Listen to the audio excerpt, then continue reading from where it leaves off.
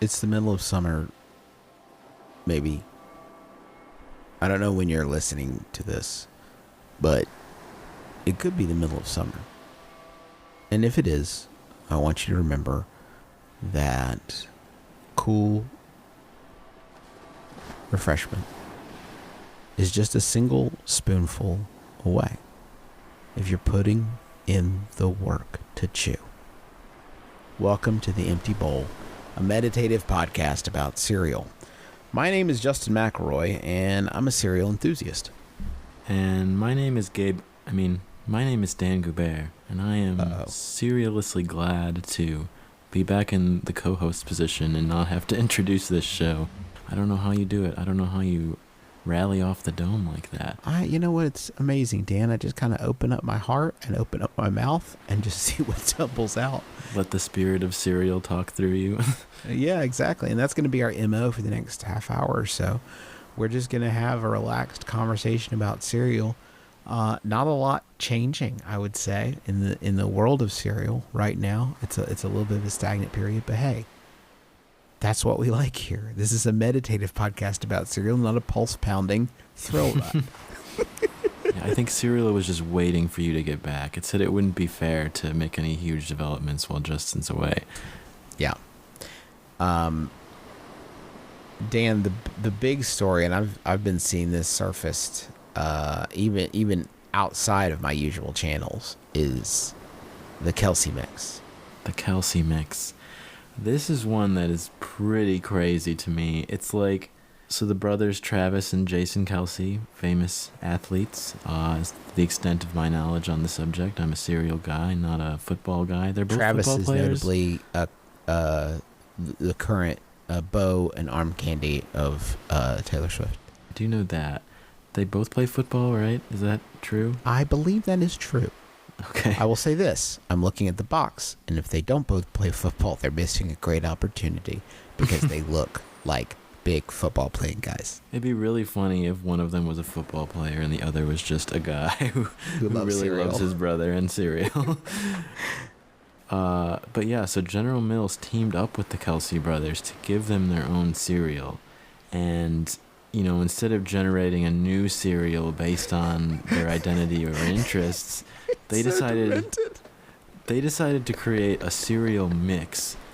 And, you know, obviously you've seen it already, but if anyone's listening to this and isn't familiar with the components of Kelce mix yet, I want you to close your eyes and guess. Try to imagine it. Like, really try to envision it.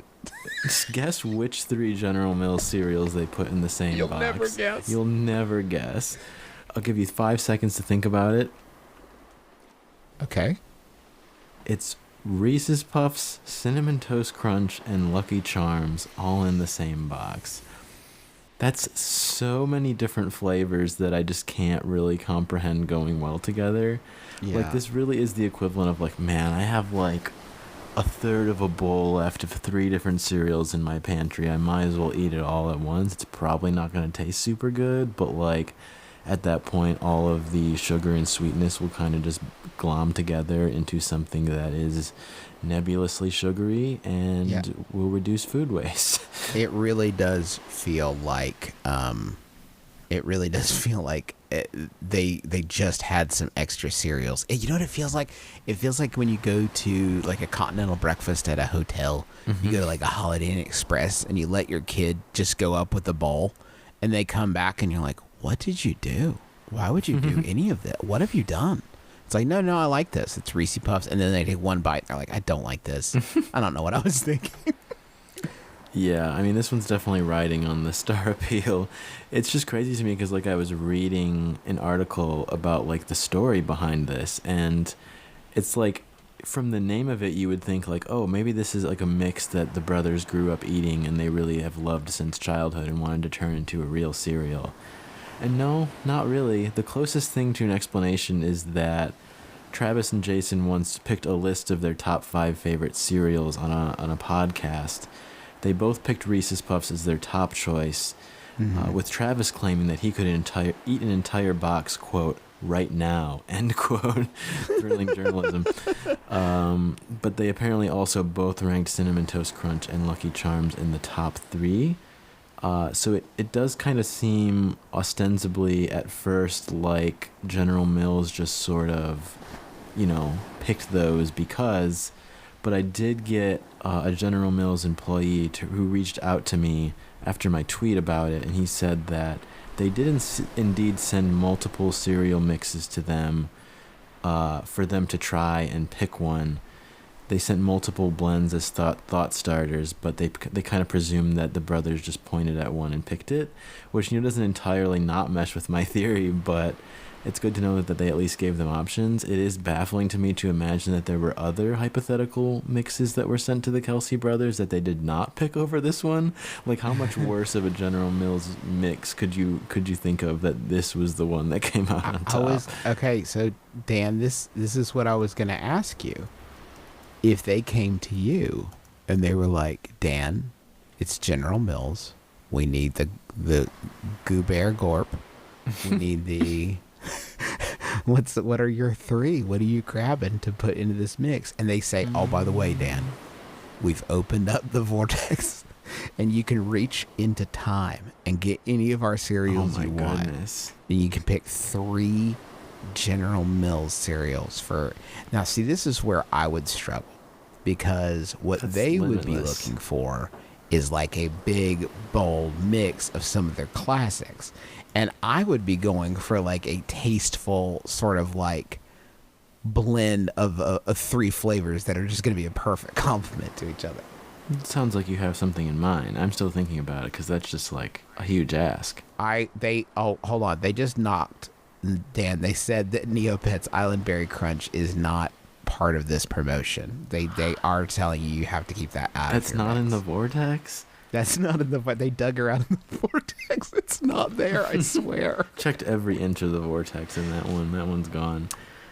Okay, if they were like, Justin, you could make any blend of our cereals you want to, but you only can pick 3, I would come at them so hard. I would first drop on them Minions, which is which Minion cereal? Minion cereal, the one that was banana flavored. Oh, if you never had this bad boy, good. It was so good. It was this banana flavor. The pieces were Cinnamon Toast Crunch, right? But the flavor was banana, and they had pictures of Minions imprinted on them. It was astounding. So that's like base. I'm dropping that on them, okay? And they're like, This is really, really an interesting start, Justin. What are you bringing next? You know what's on top of that is Honey Nut Chex. Whoa. Honey Nut Chex on top. And then on a banana berry cereal? What? On a banana berry based cereal? Yeah, exactly. And then on top, Golden Grams. That's the McElroy mix. I'm going to give you Honey Nut Chex, Golden Grams, and Minions cereal. And the Minions is going to freak people out. They're going to be like, wow, he's really going out to the... They're going to think I'm stunting. They're going to think it's like a boneyard pick, like I'm trying to establish my bona fides. You know what I mean? Like, oh, yeah, he picks one classic from the pile.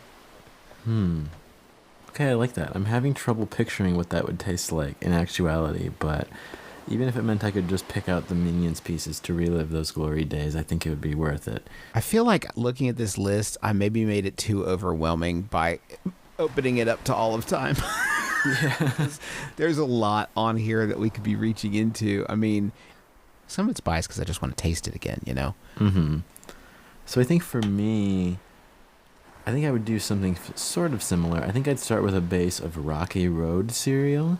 That's an old school one. Good. That one it was a sweetened corn cereal with chocolate covered marshmallows. That's something you do not see anymore. And also nuts. And then I would pair that with some normal Golden Grams. You got to get the texture and the, sort of the filler in there.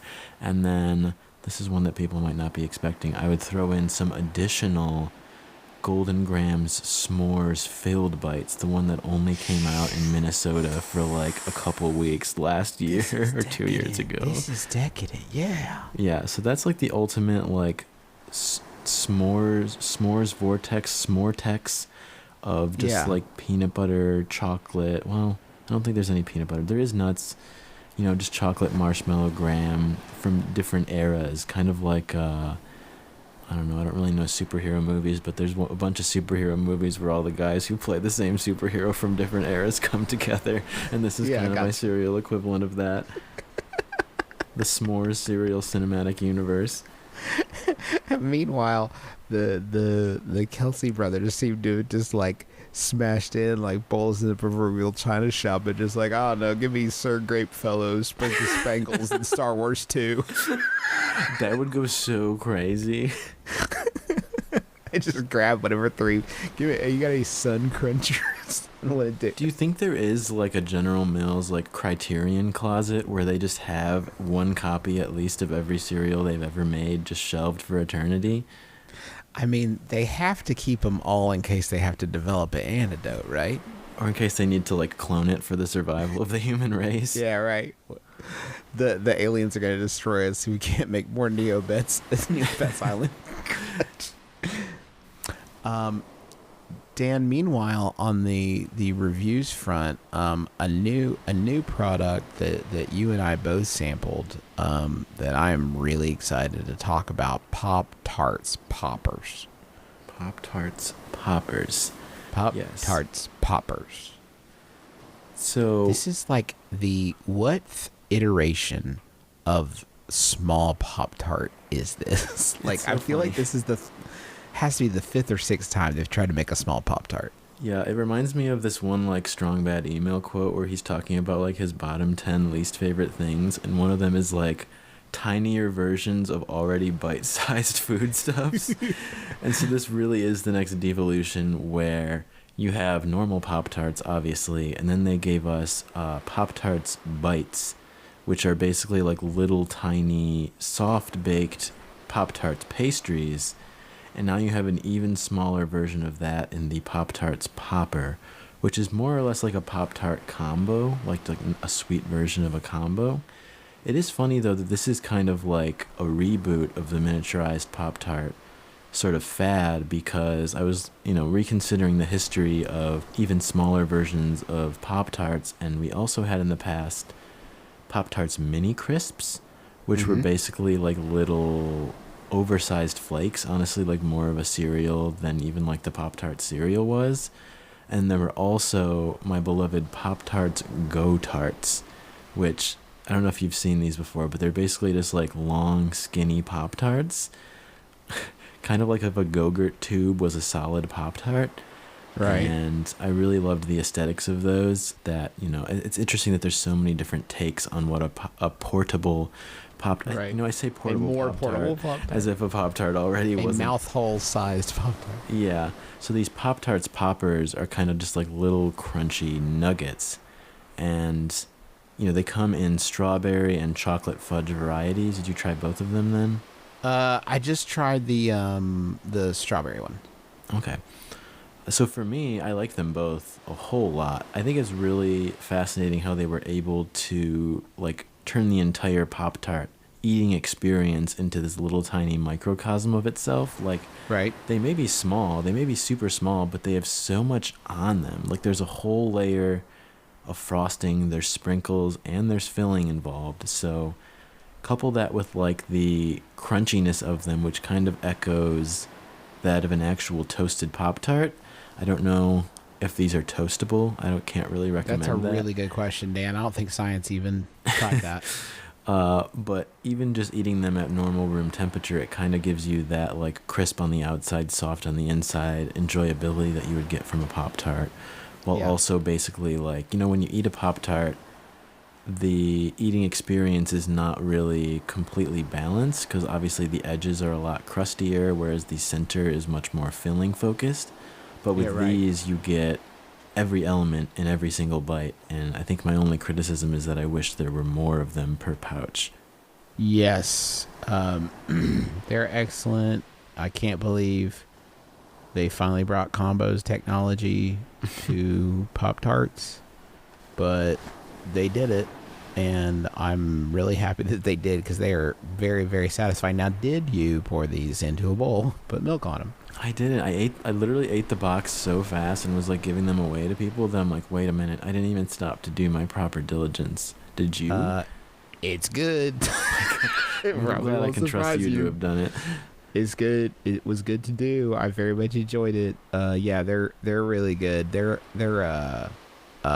texture of the piece that they have is actually like surprisingly crunchy and dense in a way that like makes them feel a little bit heartier. I think than I was anticipating. It's like a very satisfying kind of bite. I think they're really good. But the packs, I feel like, man, I don't know. I say that they need to be bigger, but I'm not sure that I need to just like house 500 of these bad boys. If they were just in there loose, a couple hundred of them. Right. Exactly. Does milk, like, does it penetrate the crunch of it, or does it just sort of... At first, it's kind of like it stays on the outside, right? They're fairly permeable, or impermeable. And once it sogs through, it's not as good. But I've always liked dipping a Pop-Tart in milk a little bit. It's kind of that vibe. I really liked it. I thought it was really good. They held up impressively well to the milk until they kind of catastrophically didn't. Yeah, I wonder if we'll see any additional flavors, because like the Pop-Tarts bites have been popular enough that they've introduced several additional variants, so it'll be interesting to see if these Pop-Tarts poppers meet the same fate. Yep.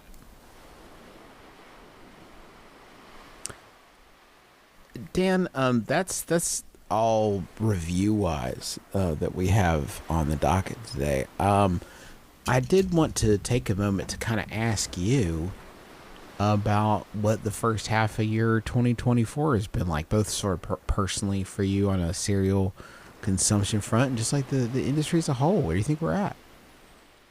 It's tough because, like, obviously we're over halfway through the year now, and at the end of every year, you and I will count down our favorite cereals of the year, and I was reflecting on the, unerring passage of time, and I'm like, wow, I can't really remember any really good cereals that I've had so far this year. It's kind of, I mean, they've talked about, like, decline in the cereal industry over time, and I have to wonder whether, like, we're reaching some sort of tipping point where there's not really as much of an incentive to innovate because it's so clear that people just want their old familiar cereals. So, I don't know. The best I could think of in terms of what my favorite cereals of the year so far have been were the Fruity Pebbles Waffles,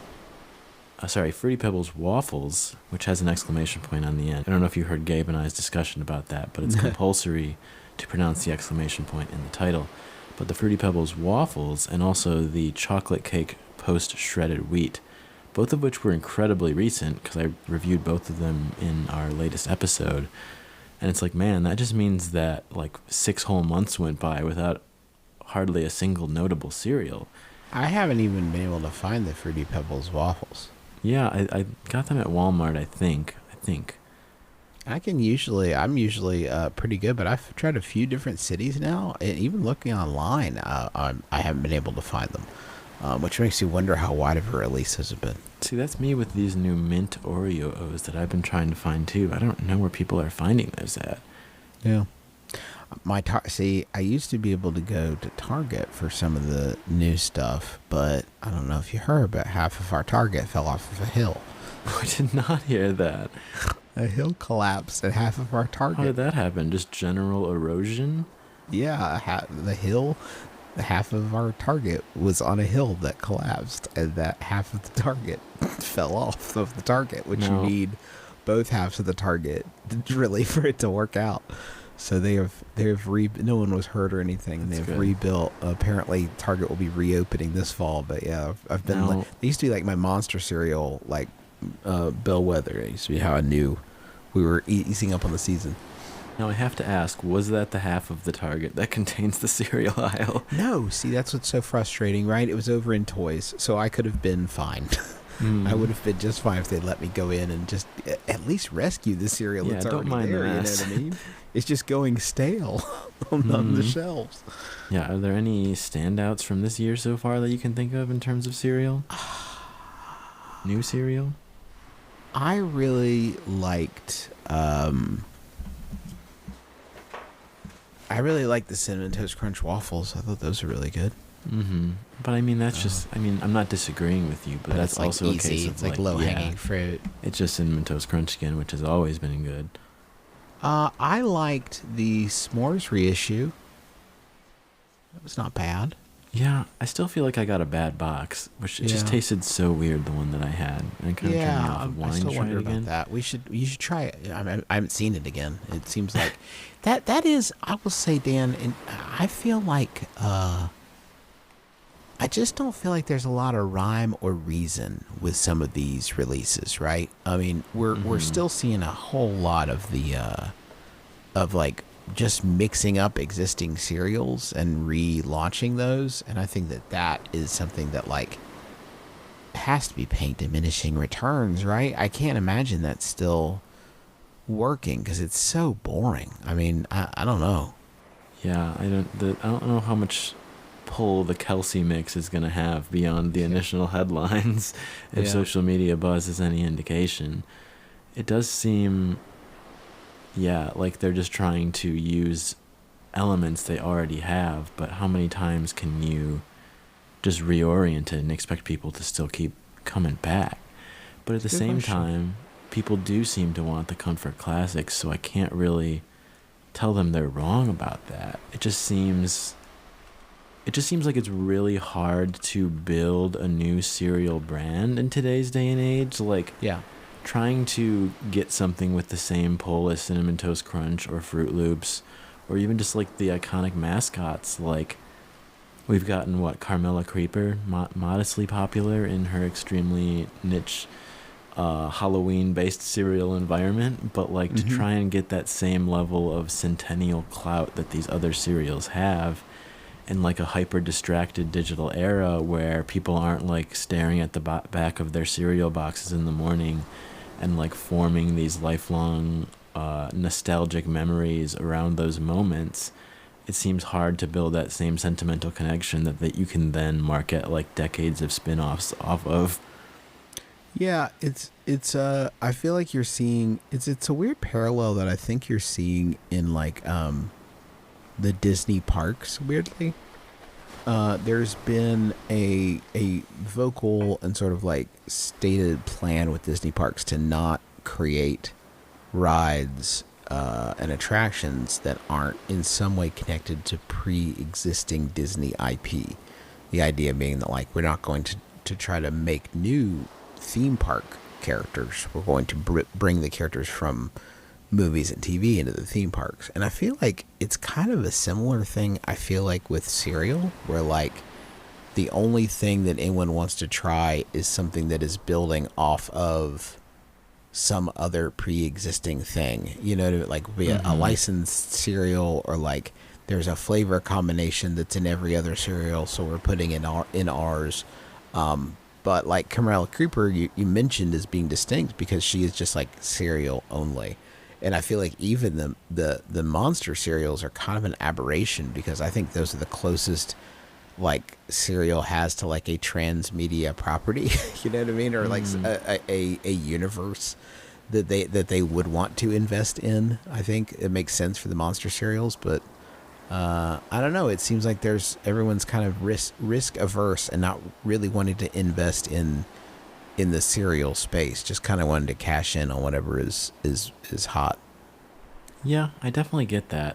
I wonder if they're ever going to follow through on that proposal they posted about a monster cereal movie. I mean, I think it could do pretty well. I wouldn't be surprised to see it pop up on Peacock or something. Yeah. It wouldn't shock me. I can't imagine it'll be a cinema release. And you know, this kind of ties into the question that Leslie asked about how hosting a cereal podcast for so long has changed our perspective on the cereal industry and cereal as a whole. You know, it's hard. I'll tell you what I have noticed, Dan, and I'd like to see if this is the same for you. I think that I have maybe become more focused on novelty, maybe to my detriment. I think that I maybe am not appreciating, you know, some of those classics as much, because I am so focused on like what the new stuff is. Kind of a recency bias there, maybe, for me. Yeah, I think I can kind of see both aspects of that sort of forming this cognitive dissonance almost in my brain where I want to see novelty in the cereal industry, just as we just talked about. But the problem is that every attempt that they've made at genuine novelty has kind of fallen flat. Like I'm thinking of like the cooling your mouth sort of technology. Yeah, for sure. And like different flavors, like, I don't know, incremental improvements on birthday cake based cereal technology doesn't seem to be paying off. And then it just ends up where, like, I live by myself. I am only buying groceries for myself, so I've got like 12 half-eaten boxes of new cereals in my cupboards, very few of which I'm like excited enough about to want to keep eating through all the way. So because I'm kind of like tired of all these new seemingly low effort cereals, I do end up just going back to the classics. And Yeah. you know, having been a cereal blogger for what, like 9 years now, it's, it's hard to maintain the same like singular enthusiasm for something that I have used every applicable adjective in the book to describe 20 times over already. Right. Like, obviously I love cereal as a treat, especially like at nighttime, but even if it's just because I'm getting older, I don't feel like I quite can eat it as much as I used to.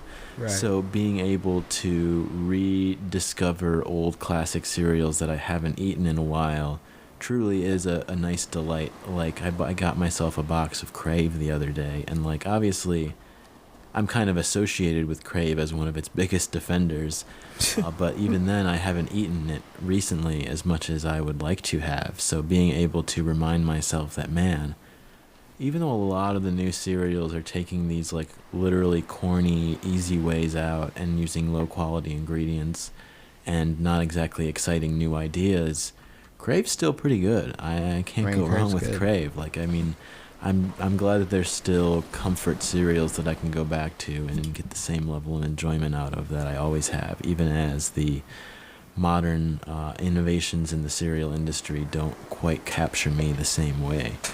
And it's easy to become like cynical towards the cereal industry as well, especially in our position where we see, these PR releases put so much excitement towards a mix of Reese's Puffs, Cinnamon Toast Crunch, and Lucky Charms, and it's like, man, we know what you were putting out decades ago. We know what kind of like colorful enthusiasm and unique piece shapes and chocolate covered marshmallows there were. So yeah, it's hard to even believe that they're really buying it themselves, that this is some exciting transgressive cereal.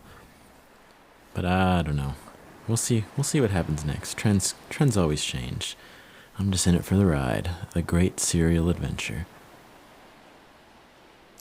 Dan, right before we close here, there's something I wanted to try working on, sort of a project I've been envisioning, where I think it would be really powerful for you and I to sort of calmly make a ranking of all the cereals that have ever been created. Wow, that's ambitious. Like, not ever? By the end of the episode. I think this is something we chip away at. Here's what I got. I got a list on my computer that I reformatted from Wikipedia. Okay. And I got on this list 942 different cereals. Okay. So it's a long list. What I'm going to do is, and I don't think we should overthink this, I've shared a Google Drive document with you titled Power Ranking of All Cereals. I'm going to use a random number generator a few times just to get a place to start, because I think doing it randomly is going to create a lot more opportunities for us to just sort of compare very random cereals. And I mean, I'm imagining a lot of these are going to have to be our perspective opinions on cereals that we haven't eaten because they came out in like 1954 or something. Yes, there will be some guessing because some of these have been lost to time, but I'm not as interested in those distinctions. We'll figure it out. Our first cereal is 684, and that is Iceberry Pebbles. Iceberry Pebbles. Can you remind me what that is? Well, yeah, I don't have that in front of me. Let's see. Ice Berry Pebbles. So this was a, you can see it on Mr. Breakfast. It was described in the box as a sweetened rice cereal with artificial strawberry flavor. Pieces of green, orange, red, and yellow. Okay. So that is currently the number one.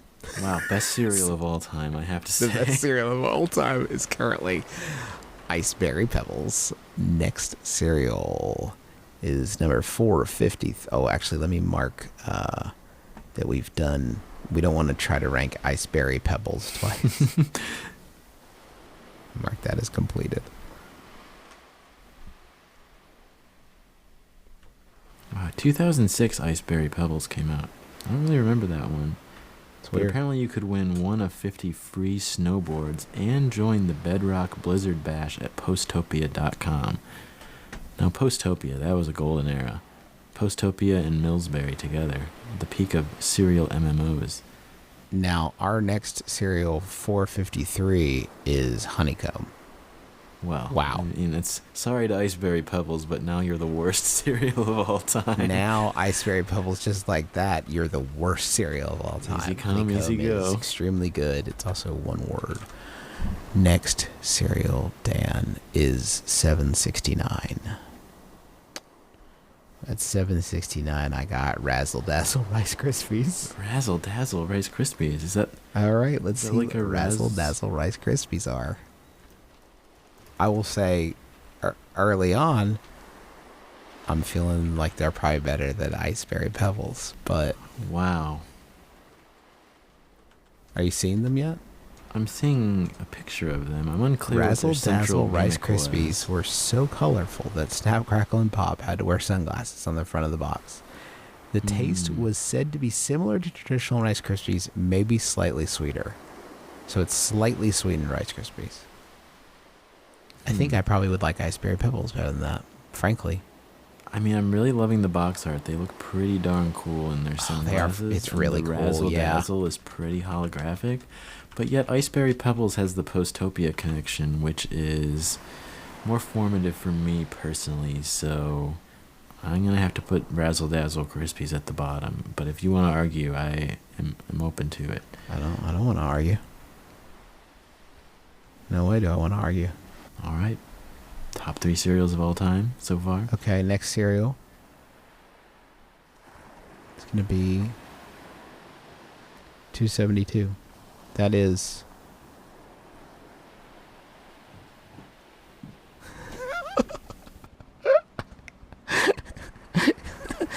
Curves Fruit and Nut Crunch. Curves, Fruit and Nut Crunch. That's one I gotta see.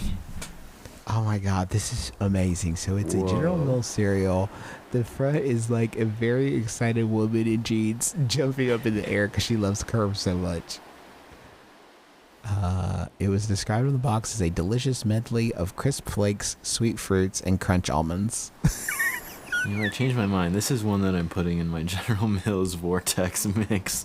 Yeah. Can I say though, Dan? I gotta say, I bet I would really like this cereal.